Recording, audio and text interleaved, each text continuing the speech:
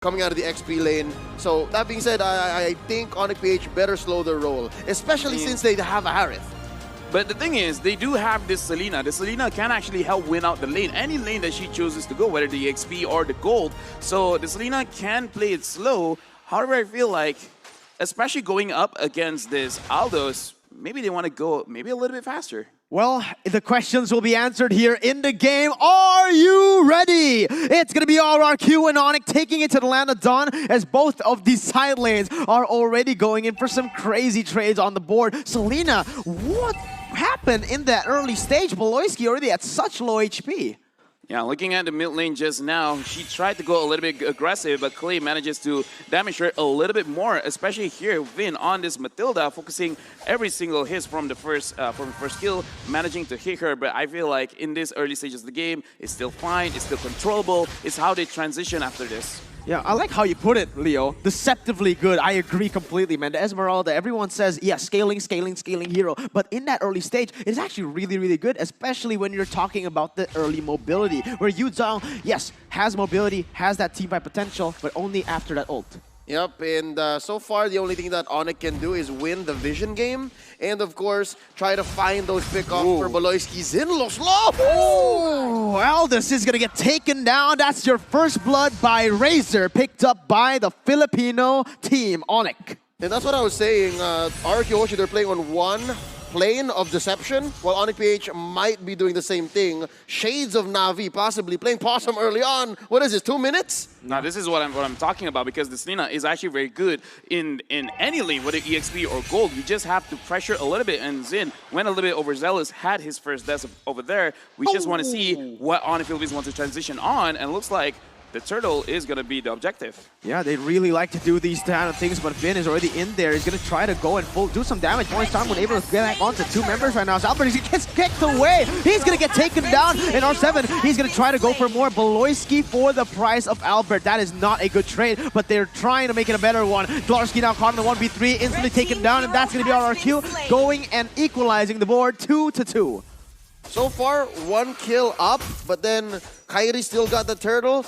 I guess the only real place where there's no true neutrality is bottom lane, because look at this. Marky's just bullying Sin. Oh, yeah, you can see the majority of that gold lead is going to come down from Marky. 300 gold lead, and that turret gold has been taken away. Yeah, right now I'm looking at from the side of RRQ Hoshi, where Albert, again, not afraid to go in front to get that kind of play, but I want to see his team following up with him as well. Early in that turtle fight, I feel like they could have played it a little bit better, perhaps a better kind of engagement, but probably just a little bit too aggressive trying to secure that turtle. Oh, but R7 now caught in a bad situation, still able to run away, deal some damage back to Beloyski. It is going to be both of these members taking a half HP. Onyx still with that lead. And now we are going to take a look. Vin going very aggressively onto Kairi, holding off to the Circling Eagle. Sir Clay is here for the airstrike to pop it off, just to zone Kairi away, as he will need to go back into his jungle. Still, both of the teams on equal grounds. Let's take a look at the items so far. Sir Clay didn't find anything there. Again, you see the mechanical genius of Kairi. Up top, it's Albert trying to get this gold crab, and Kairi giving him a visit. I think there is one loss here for Beloyski. Just don't do XP lane anymore. It's clearly a loss. I think it's a much less financial, beneficial thing here, at least for finances and for XP. So yeah, maybe try to give Marky a visit. That might be a good try. Yeah, speaking of Marky, right now he already completed his Calamity Reaper. Looks like he is on the way on finishing. Oh, over there, Clay getting attacked. But again, for the side of Marky, he's on the way completing his Feather of Heaven. And I feel like right now, RRQ Hoshi is giving a little bit too much space for the side of Harith, because again, he has that Purify. He's going to be nasty in team fights.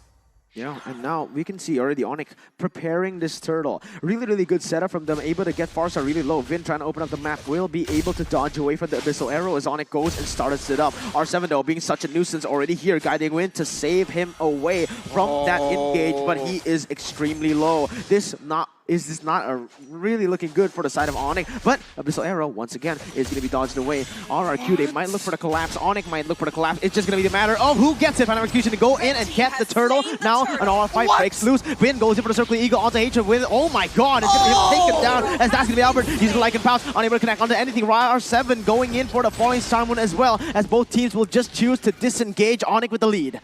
Baloyski's playing geometry, man, and Circlay's not picking up. Honestly, he's drawing lines and points with this arrow and this trap. They're gonna jump on R7. He's gonna be fine. This is a great read from RRQ Hoshi. They understood that we have to change the dynamic because bot lane's gonna get hammered here.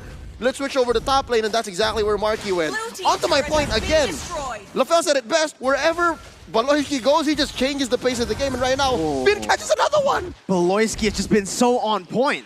Yeah, right now, actually, looking at the previous team fight from the side of Onic Philippines, this is the kind of gameplay that we are expecting from them. They're going to prioritize the objectives, but from the side of RRQ Hoshi, in my opinion, it's a little bit uncharacteristic where in terms of timing of engagement, it was not to my liking where Albert goes in first and then R7. I prefer more cohesive kind of engagement and then going together and then selecting the targets. Right now, Finn is at the front. Yeah, look at that. Hatred trying to go for the way the Dragon Jeet Kundo combo. Unfortunately, only landing onto Vin, but the Abyssal Arrow again, just so on point for Baloyski. This is the name of the game right now. Baloyski on the Selena as the top side will be ganked. R7 will be able to get out of that one. Very, very fast rotations. That was insane. He knew the limits. He knew Onic Philippines didn't have the engage potential to lock him down, so he stayed a little bit longer. And now RRQ pushing the pace in the mid lane. Abyssal Arrow unable to connect Vin, trying to zone Baloyski out. And now again, it is just a 1,000 gold lead, but so far it's still down right in the middle. Abyssal Arrow opening up the map once more. It's a 1,000 gold lead off of a significant objective. It's a turret. It's a turret that Aldous on Xin has to really think about. And again, that's what's opening up these rotations for Marky. So they're able to put more of a dent elsewhere. And again, 2 turrets going over to Onic PH. That's not nothing. Oh, look at that. It's going to be the way the Dragon connecting onto Albert. He's actually going to be able to turn this around, and now it's going to be Hatred running for the hills. Flicker being used, and the Feathered Airstrike comes in, almost taking him down, but this is very good setup for the Turtle. Finn, he doesn't want the Turtle. He wants a kill. Unfortunately, unable to get that. The turret will be taken down in the top side, and the Turtle will be started by Onic PH. Let's see what happens here. It's going to be the chase coming in. R7 going for a point. Someone able to connect onto Kyrie, but it's going to be him taking the Retribution on the Turtle. Xin goes onto Kyrie, still able to dodge with that Thorn Rose, and that is Onic picking up the objectives and instantly backing off. But Larsky, maybe they're not done here. Maybe he wants some blood, but no, just backing away. No, he's blunted. Again, this is just mad discipline coming from Onic PH. They take what they need, then they get out. How? 7 Force! Oh, falling Simon though. Devon Force maybe a little bit too aggressive there. Marky's able to dash around, completely outplaying RRQ. A 1-for-1 right now, but Onyx still stays at a 2,000 gold lead. Yeah, but the thing is, this 2,000 goal lead is still playable because from the side of RRQ Hoshi, they can still win this one just because the drop, they have a lot of scaling on this Aldos, on this Farsa, as well as Mirko, you yourself have said that this Roger, even though it is very strong in the early stages of the game, but can be very strong as well in later stages of the game just because of how tanky he can get. But from the side of Onic Philippines, this is an interaction that we haven't seen for a long time, which is the Harif as well as the Esmeralda, where it is a matchup where if the Esmeralda plays it well, she can win. But if the Harif can kite around, then he can win. And as of right now, look at this, an engagement coming in from RRQ. The base by Baloyski, able to bring Vin back to the turret right now. So for that airstrike will be popping. Kyrie coming for the puncture and securing the triple kill. Kyrie has finally come to play. 4 for none off of the back of a circling eagle bait.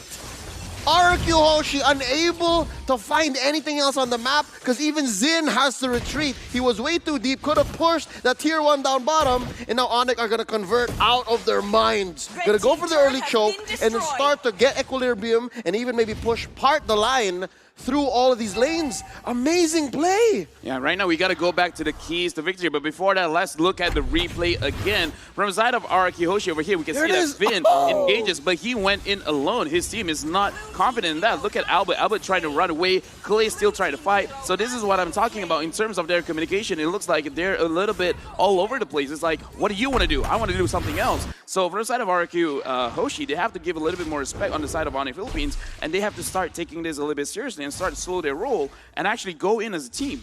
Yeah, at this point right now, it is going to be Onic with a 4,000 gold lead, and exactly what they like to do right now. Splitting up the map, playing it one by one, shoving the lanes, and looking for picks on the board. And honestly, man, we've seen Valoisky just play Rafaela. This Selena is insane. Yep, it's a more aggressive take on what he's been doing so far. And halfway through the draft, I was expecting that Valoisky would try to go for these Death Bush plays, but look, they're going! Oh my god, Marky's able to go into the backside. Albert is going to get taken down! There's nothing they can do! RRQ trying to run away, but Kyrie comes in with the Phantom Execution. Furious tries to come in as well. Sin goes back in for the re-engage onto Dlarsky. He's able to pick him off right now as Clay picks up the double, but Kyrie keeps on going. Sin, he can't go for more. He'll be able to pick up one more on the board with 1v1 against Kyrie. Has the stacks, has the damage, but will he be able to outplay Kyrie? Sin is not going to be able to. Onic picks up a wipe out in the 10th minute of the game. A fine Knight versus the One Punch Man. Boy, this is MLBB, not anime, not manga. And look at that. Marky has just pushed all the way straight into the inhibitor in mid. They've opened up all the lanes. Only one tier 2 standing down bottom. And from 4K now to about 6, Onic PH is ahead. Yeah, we got to look back at the keys to victory for the side of RRQ Hoshi. They need to establish lane dominance, and unfortunately, they couldn't do that against Marky. As I said earlier in the game, the point where Marky had the Calamity Reaper, he actually finished it a little bit earlier than he really should have, and because of that, they start to win off of this Harif pick alone. Because right now, in terms of itemization, he already has that Feather of Heaven, Holy Crystal, as well as Concentrated Energy. Whenever he gets a kill, he's going to get a lot of healing from that, and it can just help him sustain throughout the fight. And the way that Kyrie is playing, he doesn't go head on strong. Yes, he does, but he kites around, he waits for all the cooldowns, and then he is patiently, he can re-engage. And it's exactly that interaction, that line of decision-making by Marky to build this way that's making him win this fight between him and R7. This is an argument that we've been having for the better part of the past 2 years. Esmeralda versus Harith, Harith versus Esmeralda, and clearly right now, Marky's eating good. Look at this catch! Oh, way the dragon onto Zin. He can't go anywhere right now. He's going to be Thorn Rose to pick up the unstoppable for Kyrie. And honestly, that is an accurate depiction right now as Dlarsky just zones away 4 members. He is literally unstoppable. This is RRQ getting dominated here at game number 1. Kyrie already trying to get the Lord. Trying this is an understatement. It's going to be an easy secure for this team. There is no try, only do. Yeah. Yeah, and this is why we can see that in terms of audience prediction, they're not too sure whether it is going to be RRQ or Onic Philippines, because again, look at both of these teams. They look very, very strong. RRQ Hoshi right now, they're in the back line. I do want to see how are they going to handle this kind of situation, because again, remembering what happened to Toda, they can just slow down the game and then somehow they will find keys to victory, because this is the thing about Indonesian teams. They only need to win one team fight. Just one team fight is all they need, and then they will turn things around. Absolutely, and now let's see what Onic has to do here. They have the Lord, Enhanced Lord, coming into the mid lane. They are going to set up all the waves to go for that siege. A 3-wave push. This is at least an inhibitor turret taken down, you know? That is at the very least. Let's see if RRQ can defend. Enhanced Lord marching down the mid lane. It is going to be it taken down instantly right here with the Abyssal Arrow to zone away the members from taking the minion waves. Kyrie just dashing all over the place with the puncture, able to use that passive really, really well, as Onic will be able to take one inhibitor turret, and that is the most important one. Right now, looking at Onic Philippines, they are looking at a good condition to end the game. However, they have to be very, very careful over here, because parts like that. Oh, Albert gets caught, and now it's going to be the all-off. Albert gets completely taken down, and Vin will follow through. Zin is going to be able to crack that bottom side, that back line with the kill, but look at the combo. Wombo is coming in. It's going to be Kyrie just outplaying the entire team and looking for the kill. A maniac for Kyrie. No, it's only a triple kill, but Onic Philippines starts off with a statement. Kyrie can share. Kyrie can share. He put the gold all over, but it doesn't even matter.